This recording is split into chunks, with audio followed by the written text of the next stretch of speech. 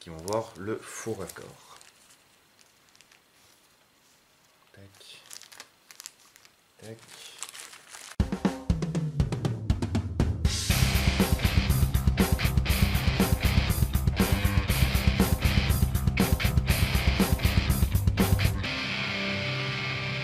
Salut tout le monde et bienvenue dans cette nouvelle vidéo. Aujourd'hui, vidéo qui peut ouvrir pas mal de discussions, pas mal de débats et pas mal d'informations. Je vais vous présenter du kit médical que j'ai pour l'airsoft. Alors première chose, je ne suis pas professionnel, je ne suis pas militaire, donc il y a des choses que je n'ai pas à avoir, que je ne peux pas avoir, et voilà. Deuxièmement, ce kit ici, de par sa taille, c'est un kit que j'ai dans mon sac, dans la zone neutre, que je n'ai pas sur moi sur le terrain. Il est un petit peu volumineux. Je suis majoritairement dans des parties où je suis à peu près 50 mètres de la zone neutre. Donc je n'ai pas besoin d'un kit médical sur moi. Quand je fais une grosse OP en général, j'ai un petit kit sur moi avec vraiment le kit de bobologie de base. Là, c'est un kit un peu plus complet que j'ai en zone neutre. Au cas où, il est dans mon sac, tout le monde sait qu'il y est et on peut y accéder facilement. J'ai divisé un petit peu tous les éléments qui sont dedans. On va pouvoir en parler un peu chacun à leur tour et voir ce qui, à mon avis, manque dedans. Et on va détailler ça par la suite. Si de votre côté, vous pensez que certains éléments ne sont pas forcément utiles, devraient être remplacés par d'autres, ou s'il manque des choses, n'hésitez pas à donner votre retour et votre ressenti, votre expérience dans les commentaires de la vidéo. Ce sera toujours très instructif pour moi et pour d'autres de vous lire. Rappelez-vous que je ne suis pas militaire, je ne suis pas professionnel, donc voilà, pensez pour le moment airsoft. Donc ce kit il commence par une trousse. Donc ça c'est une trousse complètement cheap que j'ai récupérée de je sais pas où. J'ai vraiment juste pour la trousse parce qu'elle est assez volumineuse pour transporter ce dont j'ai besoin. Elle est rouge avec la croix, donc on identifie ça très facilement comme un kit de secours. Donc première partie, c'est traitement des plaies. Au cas où. Principalement, les blessures qu'on risque d'avoir à l'airsoft, ça va être des plaies. Donc, après, si c'est fractures et choses comme ça, je n'ai pas ce qu'il faut. Donc, principalement, traitement des petites plaies. La première chose à faire, bien sûr, c'est désinfecter. Donc, une petite solution, une petite topette solution de biceptine, donc de désinfectant. Au cas où... Pareil, toujours pour le traitement de la plaie, du mercurochrome. Au cas où, pour les yeux, pour le lavement d'une poussière dans un œil ou d'une projection dans l'œil, sérum physiologique. Niveau désinfection, aussi au cas où, un petit set de lingettes à l'alcool. Voilà, ça pareil, ça prend pas de place, ça peut toujours servir. Ensuite, pour tout ce qui va être de protéger un minimum la plaie, donc pour les toutes petites plaies, des sets de pansements, donc là c'est des pansements vraiment à découper à la taille désirée. Je trouve ça un petit peu plus pratique que des pansements tout près parce qu'on peut vraiment là faire ça à la taille qu'on veut, mais il faudra quand même que j'en prenne des... ça va être un élément qui manque, c'est quand même une petite boîte de pansements de différentes tailles tout près, parce que s'il vient que j'ai pas de couteau, pas de ciseaux pour couper ça, bah, c'est un peu la galère. Deux sets de mèches stériles hémostatiques cicatrisantes, donc ça pareil pour les petites plaies, c'est pour les coupures et petites plaies, c'est pratique, c'est stérile. Hop. Ensuite, tout un set, donc là, vous voyez, il y a un petit peu de tout un set de compresses stériles, plus ou moins nombreuses, plus ou moins grosses, coton absorbant, stérile et gros pansement avec compresse. Vous voyez, hop, un gros pansement avec compresse, le tout stérile aussi. Voilà, donc ça, c'est pour protéger un minimum les plaies. Là, c'est tout stérile, il y a toutes les tailles, il y a un peu toutes les formes et il y a vraiment de quoi faire. Ensuite, niveau protection supérieure au niveau d'une plaie, niveau pansement, bandage et tout, là pareil, j'ai pas mal de choses. J'ai pas mal de petits systèmes de bandage comme ça en rouleau. Différentes, pareil, toujours différentes tailles, différentes longueurs pour adapter selon la plaie. Voilà, on a pas mal de choses. Ça, pareil, c'est tous des petits trucs en pharmacie, ça coûte trop fois rien, puis pas grand chose, ça prend pas de place, c'est tout léger. Donc, bon, en avoir quand même une certaine quantité. Voilà. La même chose en version bandage triangulaire, bandage en bande, en grande plaque. Donc c'est la même chose, sauf que c'est voilà plus de surface et pas du bandage à enrouler.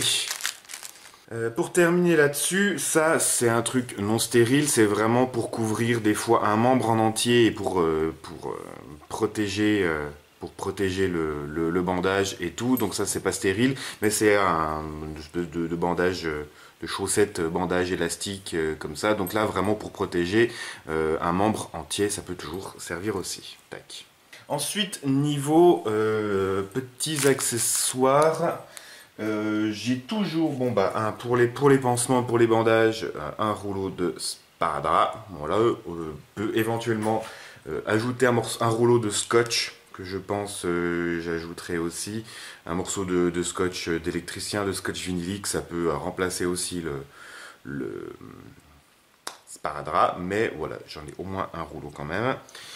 Je prends toujours un marqueur quand même parce que j'ai toujours entendu dire que pour une grosse plaie c'est quand même important de noter soit sur la peau soit sur le bandage l'heure à laquelle il a été posé. Donc ça, après je sais que ça sert aussi pour les garrots et pour la morphine, mais je me dis quand même que sur les plaies ça peut être une information à avoir aussi. Donc je garde quand même un Sharpie dans le kit, des gants. Bien sûr, voilà, là j'ai, je crois, trois paires de gants, au cas où, protéger du sang, protéger de n'importe quel fluide qui peut être dangereux et contaminé, sait-on jamais. Une paire de gants, 3 paires de gants, ça peut toujours servir, il faut vraiment les avoir. Hop, couverture de survie, la base, hein, je pense que ça c'est un truc non négligeable à avoir au cas où. Tac, ciseaux.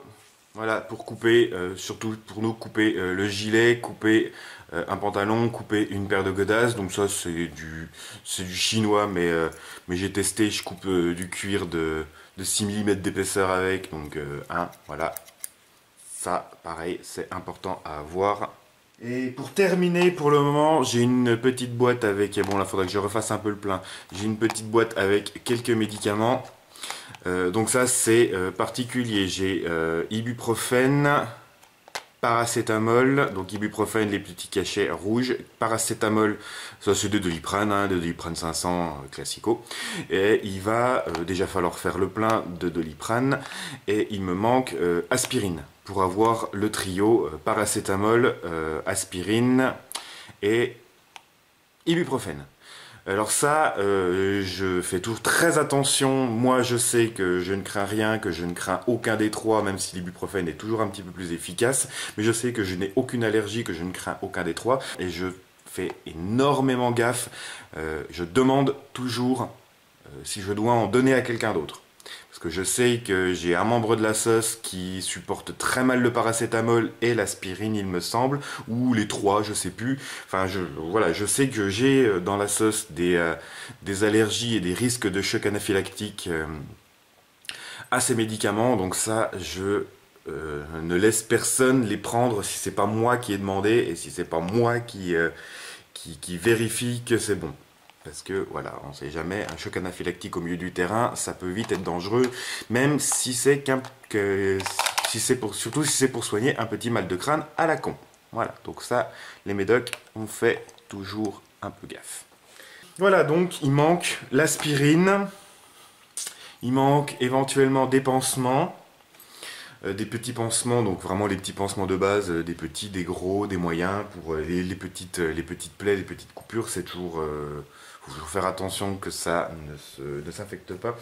Il me manque un gros pansement, style, pour ceux qui connaissent, je crois que c'est les pansements israéliens que ça s'appelle, donc vraiment les gros pansements pour enrouler un membre entier, on ne sait jamais, hein, avec les queues de cochon sur certains terrains, on peut vite choper des grosses plaies.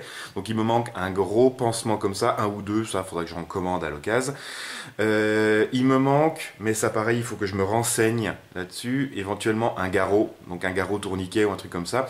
Mais pareil, je sais pas si j'ai le droit de l'utiliser sans une formation ou sans une autorisation professionnelle, on va dire. Donc il faut que je me renseigne là-dessus, mais si jamais, ce serait éventuellement un outil à avoir en plus. Le tout, je ne suis pas militaire, j'ai pas besoin que ce soit protégé de l'eau, donc je ne mets pas le tout sous vide dans un sachet complètement fermé, hermétique, sous vide, comme les militaires le font. Je mets quand même tout dans un sachet zip, un sachet zippé, bien fermé, avec le pressé un peu, histoire de vider un peu l'air, que ça prenne moins de place. Mais voilà, le sachet est utilisable, refermable. Là, j'ai tout sorti et je vais tout remettre dedans. Donc voilà, c'est quand même au cas où ça prend un minimum la flotte, que ce soit protégé. Et le tout, bien sûr, dans hop, la trousse la trousse médicale rouge pour être bien visible et tout centralisé au même endroit. Et donc, je m'en ferai un petit, j'ai un peu de rab de pas mal de choses, je m'en ferai un petit pour l'avoir tout le temps sur le gilet ou à la ceinture et au cas où traiter directement un petit problème. Voilà, donc comme je vous disais au début de cette vidéo, pour ceux qui ont vraiment des informations, qui s'y connaissent vraiment, ne balancez pas des infos au pif alors que vous n'y connaissez rien. Pour ceux qui sont vraiment connaisseurs du domaine, n'hésitez pas à me dire ce qui manque, ce qui est en trop, ce qui pourrait être important à avoir dans le kit. N'hésitez pas à faire un pavé dans les commentaires, ce sera toujours très utile pour moi ou pour d'autres. Moi je pense que mon kit il est déjà quand même relativement complet. Il y a déjà pas mal de choses pour les petits problèmes qu'on peut avoir à l'airsoft. Et voilà, c'est déjà pas mal. Sur ce, j'ai hâte de lire vos retours et vos commentaires dans la vidéo. Donc si vous avez quelque chose à dire, n'hésitez vraiment pas à le faire. J'en ai terminé avec cette vidéo. C'était vraiment un petit truc rapide que je pensais faire depuis longtemps. Si cette vidéo vous a plu, comme toujours, n'hésitez pas à partager, à liker, à commenter, à vous abonner à ma chaîne si ce n'est pas déjà fait. Sur ce, je vous dis merci d'avoir regardé. Salut, salut, airsoftez bien, et à la prochaine!